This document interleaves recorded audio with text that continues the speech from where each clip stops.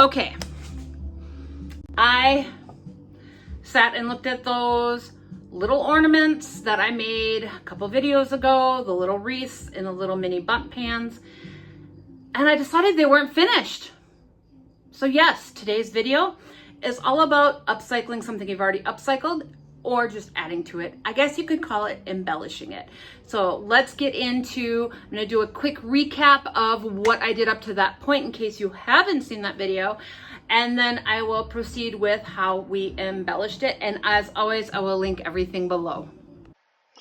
So just really quick here, we are going in with Monet's Garden. I did one coat with just paint and decided I really wanted it to have some texture. So I added in some salt wash and we are dabbing that on, just kind of stippling it. And I was originally going to leave the centers open, but I decided it looked too much like a donut and I wasn't having it. So I did go in and stipple in the center as well.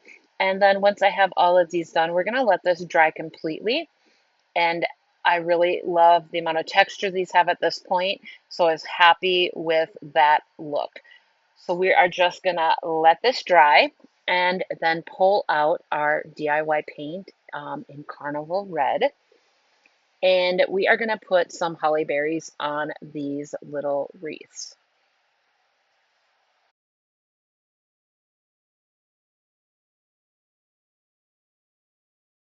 So just using the end of my paintbrush and the lid of the paint, I am going to put these in little groups of 3 randomly around the wreaths, and each one is a little bit different and obviously in different spots. And then we are going to go ahead and let this dry. And at this point, I was thinking I really kind of wanted to do like a dry brush on it so I could have like a snowy look to it, and it doesn't look right. So I've got to figure out how I'm gonna fully seal it up, and I may have to repaint one, but I'm loving this look right here. So I've got here a picture of these drying and then one with them finished, and all I did was glue in some really thin red velvet ribbon as the hanger. And as these sat there, I realized they weren't done. So, you guys, we are going to go ahead and decoupage. So the first thing we are going to do is take these wood rounds that fit on the back of these molds perfectly, and we are going to give them one good coat of white paint. This is Beadboard by DIY. And this just really helps my decoupage paper to absolutely pop and all those colors really show through. And I'm using one of my favorite papers. We are going to be using Roycycled's Christmas wallpaper, and we're going to be using the plaid half of it. So I've used this on a few different Christmas projects this year, and I've heard that plaid is going to be really, really trendy for Christmas. So I thought this was the perfect paper for the backs of these little wreaths. And I figure this might help it give it more of a finished look, because I think that's the problem I was having with these. If these are hanging on a tree and it happens to turn, the back side of it was completely just the metal. And well, I guess that's okay. It just for me felt unfinished. So hence the decoupage. So we're going to set these aside to dry. And once they are completely dry, we're going to take out our decoupage paper and we are going to go ahead and mist this down. And once that's stretched out to our paper, we're going to go ahead and apply our decoupage medium. I am using the Crystal Clear Chandelier um, liquid patina, and then I'm just going to smooth it out with my hands. Now, how I do these other ones are actually how I almost always do my decoupage, where I just peel up half, put down my medium, smooth that down, and you do have a little bit of play with these. You can pick it up and move it and remove any wrinkles should you need to. Just do it carefully. And then you're going to use your wet brush with more of the liquid patina and smooth that out and seal in the top. Then we are going to let these guys dry completely. And for our next 2 steps, you really do need to make sure that your liquid patina is completely dry. I actually left these overnight before I moved on to the next step.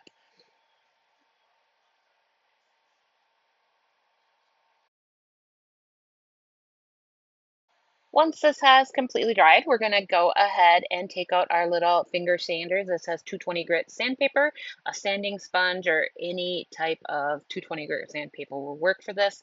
And in a downward motion, we are going to sweep that sandpaper across the edge. And look, you guys, it just literally peels off and it leaves a really nice, crisp, clean line. And if there's any little bit that might still be on there, just go back over it with that sandpaper. And again, it just peels right off. I love this. It's quick, it's fast, and super effective. So once we are done with this part, now the next two parts could actually be interchanged. I probably should have done my transfers before doing this, but it worked out just fine. They applied just perfectly. I'm going to cut new pieces of this ribbon. And we are going to glue these onto the back side. So we are just going to go ahead and use some Type on Quick and Thick, though a hot glue gun would have worked for this as well. I just wanted to make sure that these were adhered in between the two layers, between the metal mold and the little backer piece here. So I'm just going to put down a little bit of a little liner glue, and then I'm going to make sure that the felt part is like, I don't know how to word it, just that there's no like twists in the ribbon so that it's all one way. So we're going to lay this into the glue and do this for all of them.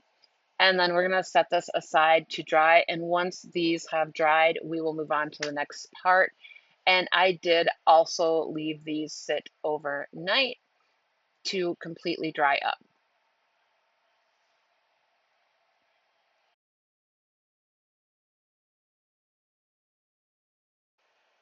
Once this was dried, I did take out Partridge Lane, and this is from the Iron Orchid Designs holiday release from 2025.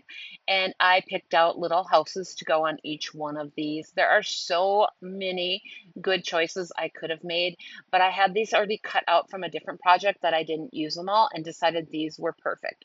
So what you're going to do is peel off your backer, place down your transfer, and then you're going to use that little transfer tool that comes with every single one of Iron Orchid Designs transfers. And you're going to rub that down while you are peeling that top layer off. Then you're going to want to go in and burnish it. And that just means that you're going to rub that piece completely down and you are going to make sure that there's no air bubbles in there. And then we're just going to repeat this process for every one of these. And this is super easy, super fun. And you can see I was not, didn't care which angle my plaid was going at. I have it all randomized and I actually really love the look. If you wanted to, you could make sure they were all going the same way, but I don't know if these are all going to sell to the same person or not. So I was really kind of just going for randomness. So we are just finishing these up, doing the same thing for each one of them. When these are all applied, we do need to go in with a coat of liquid patina to seal these all in. So that will be done as well. And then we will move on to our next step.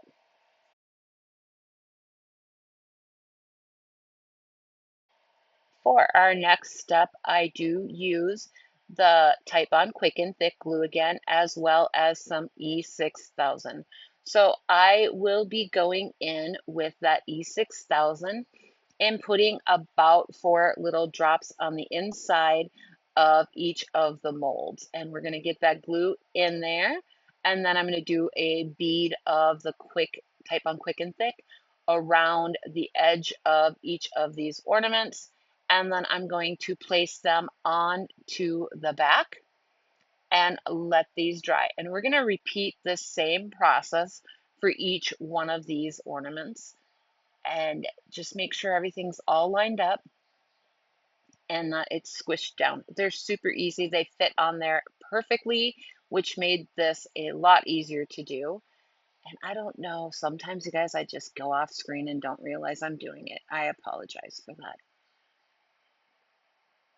And then just a good bead of glue around that edge. And both of these obviously dry clear. So if some of it does leak out, you'll be just fine.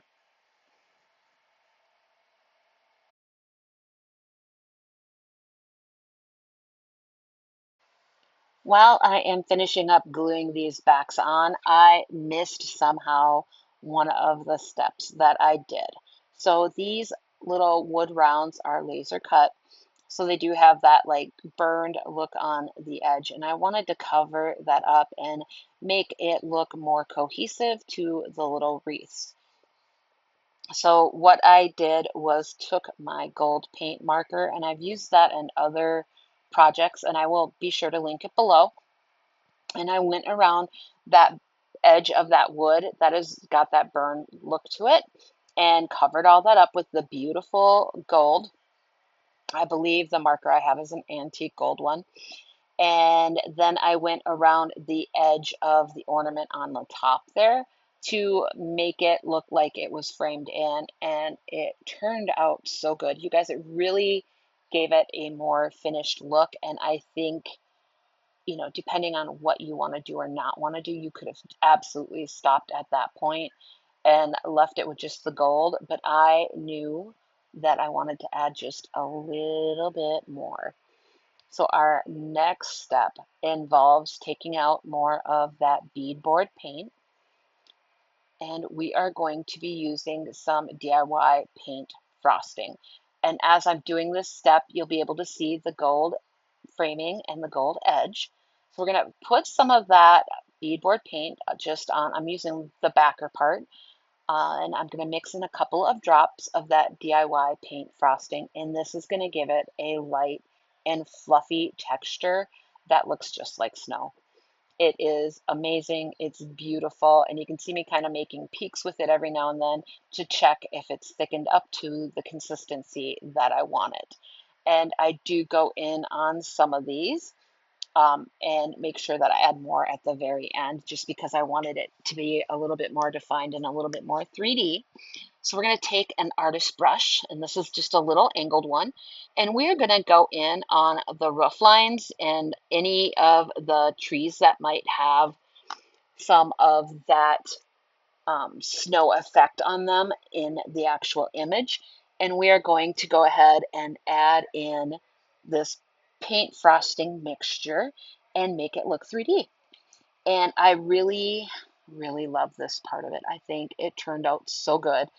And I did not also film the part where I used the liquid patina and sealed in my transfers. So you do need to seal in transfers. I know these are just decor, but you do need to seal those in. And then here we are just going in and slowly applying them. And like I said, I wanted to make sure these were 3D and that you could actually see that snow peeking off of there. And they were just super fun. It was very relaxing. It was very therapeutic to do this step. And I enjoyed the heck out of it.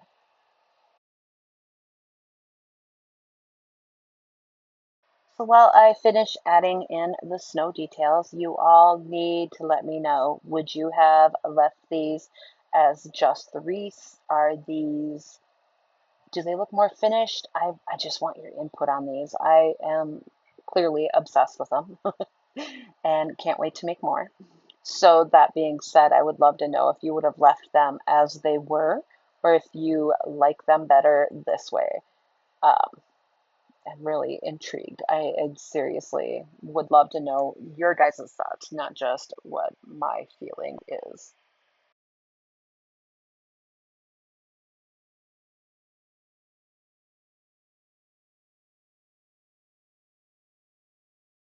As always, the finished projects will be shown at the very end. I wish I had a tree in the store already because I would love to have gotten pictures of these ornaments on a Christmas tree. Both sides look so stinking beautiful, and I cannot wait to get pictures of them on a tree. And I will be sure to share them once I do have some of those done because I just really, really like these.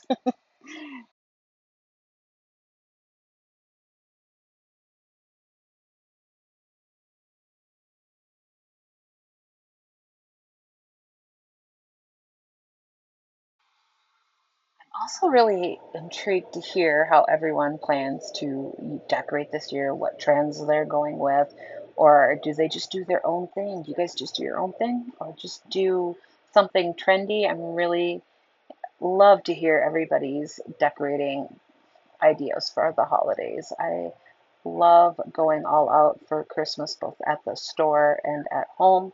It is my favorite time of the year, and I will, yes, probably have my stuff up before Thanksgiving. We do host Thanksgiving, so I don't mind having it out. It's always fun, and I can't wait to hear how you guys do things too. So make sure you guys share that below as well.